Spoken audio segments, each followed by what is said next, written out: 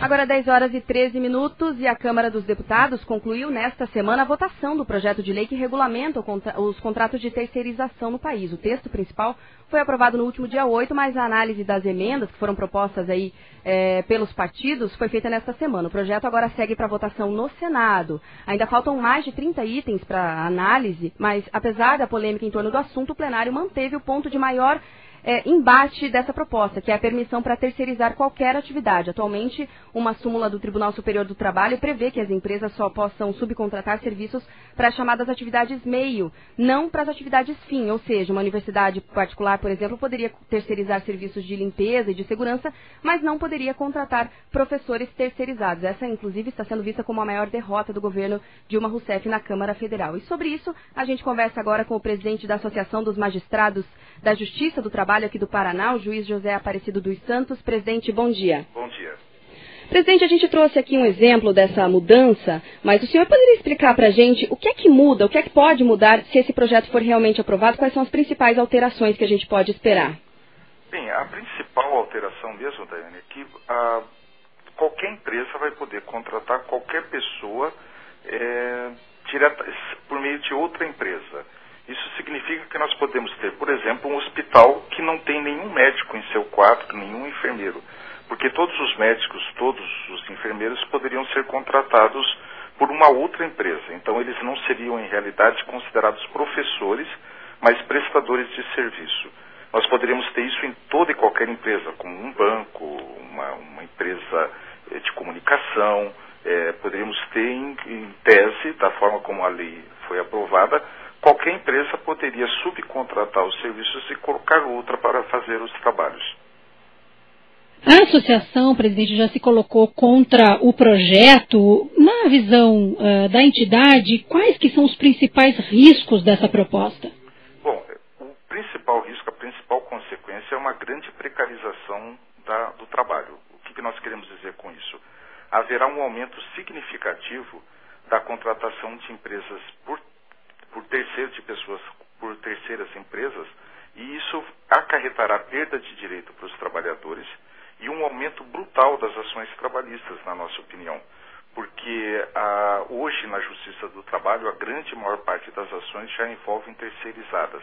E isso com as limitações a que você se referiu agora, ou seja, a Justiça do Trabalho tende a entender que apenas nas atividades meio é possível a terceirização. Se agora será possível também nas atividades fins, haverá uma tendência de aumentar muito a quantidade de ações. Por quê? Porque o terceirizado, geralmente, quando ele é dispensado, ele não recebe todos os seus direitos trabalhistas e entra na Justiça do Trabalho para pleitear seus direitos e demora um bom tempo até que pelo menos a empresa contratante, a empresa principal, chegue a pagar os direitos desse trabalhador. Então, nós entendemos que haverá uma redução de salários significativa, haverá uma redução de direitos e haverá um aumento das ações, porque grande parte das terceirizadas, infelizmente, não pagam os direitos trabalhistas adequadamente. É isso que a gente vê diariamente na Justiça do Trabalho. Presidente, o senhor diz, então, que a situação hoje dos terceirizados, ela já é mais precária. Com certeza. A situação dos terceirizados hoje é precária. A lei não está mudando essa realidade, porque não está criando novos direitos para os terceirizados, está apenas, na prática, aumentando a possibilidade de terceirização. E, com isso, a situação dos terceirizados de hoje não se modifica e a situação daqueles que não são terceirizados também piorará, porque haverá uma tendência de, no futuro, eles serem dispensados para depois serem recontratados como terceirizados. Ou seja, a legislação hoje ela protege de uma maneira mais firme quem tem essa relação direta com o seu empregador, que executa as atividades fim dentro de uma empresa. Com esse projeto, na sua visão, então, não se melhora a situação do terceirizado, que é mais precária, e vai haver, com certeza, menos pessoas, menos trabalhadores vinculados diretamente às empresas que têm essa atividade fim. Exatamente. Você foi muito precisa. Essa é a nossa opinião e eu creio que, pelo que a gente vê na Justiça do Trabalho, essa é uma tendência irreversível. Se o projeto for aprovado pelo Senado, da forma como ele está sendo, ele saiu da Câmara, haverá um aumento significativo da terceirização. E olha, todos nós conhecemos um terceirizado. Tenho certeza que o ouvinte ou é terceirizado ou conhece um terceirizado.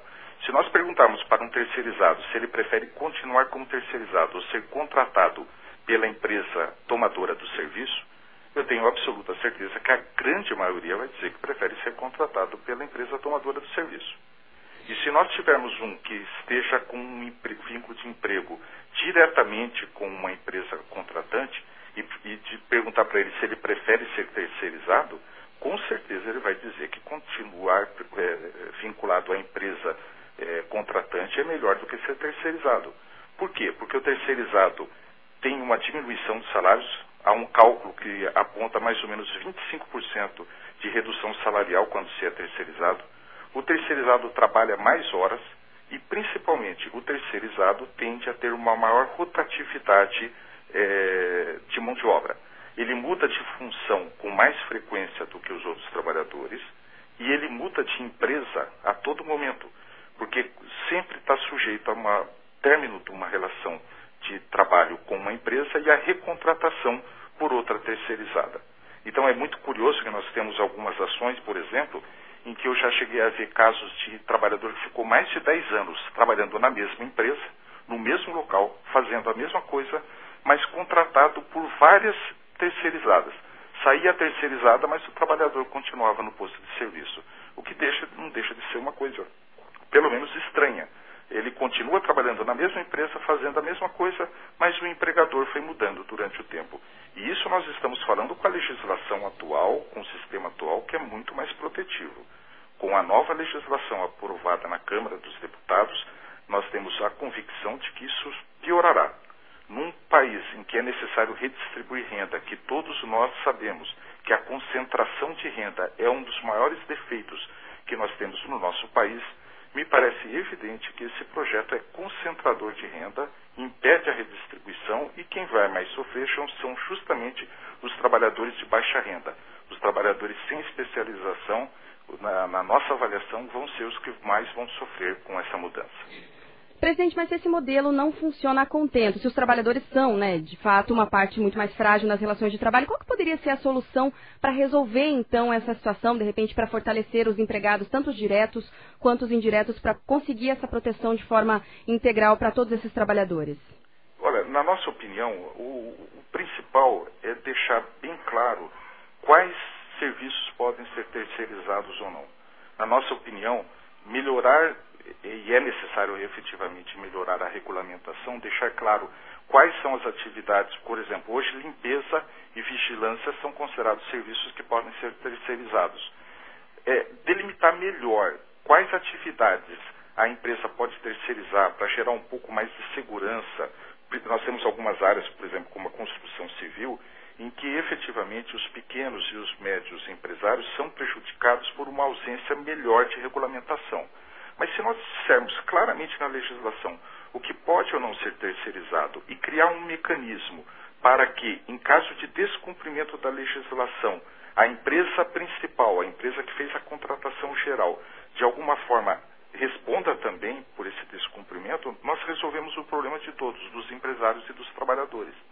O que eu acho que não tem sentido, e esse projeto de lei vai nesse caminho, é imaginar que nós deixarmos cada um a sua própria sorte, deixar a contratação totalmente liberada vai resolver todos os problemas dos empresários e dos trabalhadores. Nós pensamos que seja exatamente o contrário.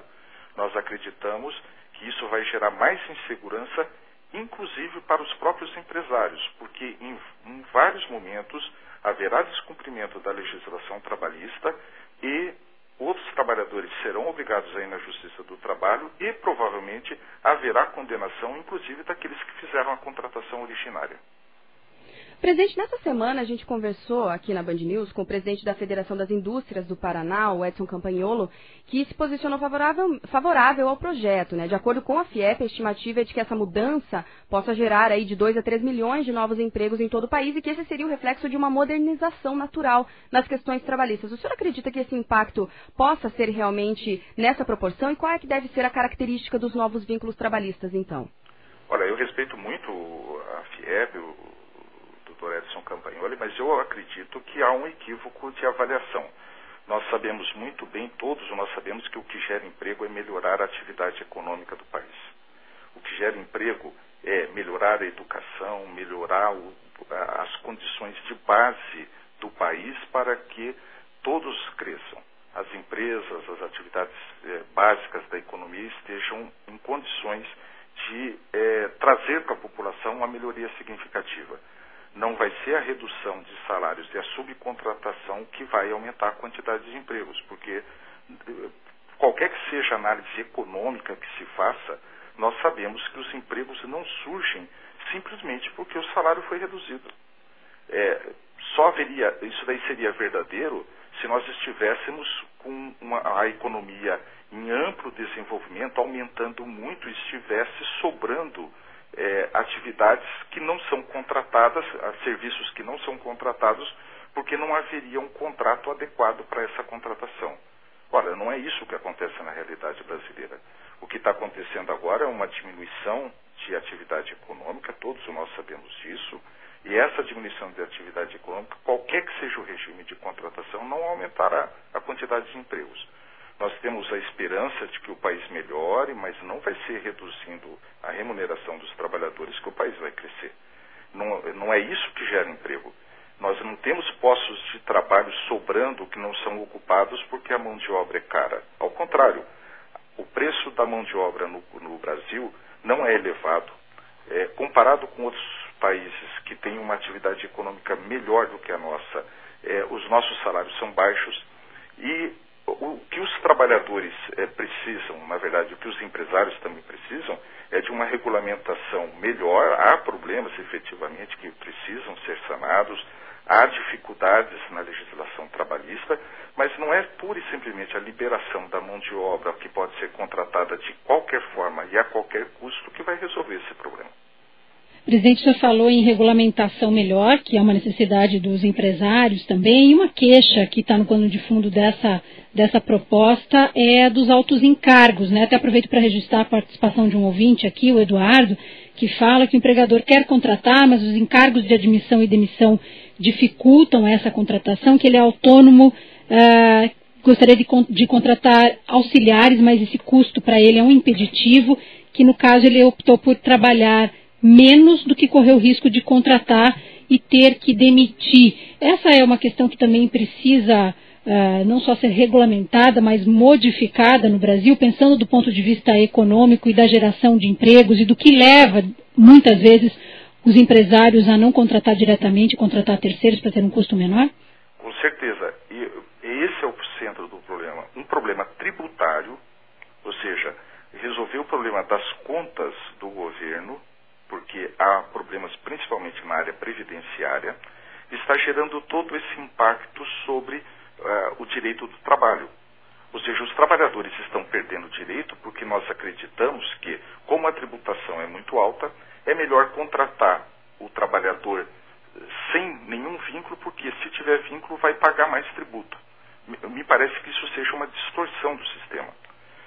Porque o nosso ouvinte que falou agora a respeito da autonomia, se ele for contratado como um autônomo, ele vai ter os mesmos direitos depois de aposentadoria dos demais trabalhadores? Não vai ter. Então, a grande questão é, se o custo da mão de obra autônoma for o mesmo do custo da mão de obra contratada, por que alguém preferiria contratar um autônomo e não um empregado registrado? Por que nós fazemos isso? Só pode ser porque a tributação do autônomo é menor. Tudo bem, a tributação do autônomo é menor, mas por que o empregado, por que o trabalhador prefere ser empregado com carteira registrada do que ser autônomo? Porque ele sabe que depois, quando ele precisar, quando ele se aposentar, quando ele tiver uma doença, quando ele tiver uma incapacidade, ele vai ter uma dificuldade muito grande na vida, porque a Previdência Social não vai lhe dar o mesmo amparo que dá a um empregado. Então, nós temos um problema social que precisa ser dimensionado na sua totalidade. Não se pode resolver o problema da Previdência, do déficit tributário, sem levar em consideração a parte trabalhista. Eu acho que está faltando, em realidade, colocar tudo na mesa e fazer um projeto que envolva toda essa questão. Você veja que esse projeto de lei foi feito sem que nem sequer a parte tributária tenha sido devidamente estudada. Ninguém estudou o impacto tributário que essa nova lei vai trazer. E nós acreditamos que os impactos serão muito grandes. Então, nós podemos gerar, inclusive, um déficit ainda maior na Previdência, um déficit maior ainda nas contas públicas e ter que aumentar ainda mais a tributação. Então, não adianta eu diminuir a tributação de um lado e aumentar do outro. Quem continua sendo o grande prejudicado é o médio e o pequeno empresário brasileiro. Então nós precisamos resolver isso, é verdade, os empresários têm razão nesse aspecto, mas o que eu acho que o que nós, juízes do trabalho, nós do movimento associativo acreditamos, é que esse debate precisava ser um pouco mais aprofundado. Esse debate precisava ser mais conversado e não feito de uma forma assim, veloz, né, de uma forma, a nosso ver, até autoritária, como foi realizado até agora, em que os argumentos não estão sendo ponderados, os argumentos não foram bem pesados, os impactos não foram bem avaliados. Nós temos realmente grande preocupação com os impactos sociais e com os impactos também tributários, porque no final das contas, quem paga mesmo o déficit disso tudo é o trabalhador. Vai ser o trabalhador quem vai arcar com as grandes consequências, principalmente o trabalhador de baixa renda. Nós conversamos com o presidente da Associação dos Magistrados da Justiça do Trabalho aqui do Paraná, o juiz José Aparecido dos Santos. Obrigada, presidente, pelos esclarecimentos da Band News e a todos os nossos ouvintes. Tenham um bom dia. Bom dia, eu é que agradeço. Presidente, pelos esclarecimentos da Band News e a todos os nossos ouvintes. Tenham um bom dia.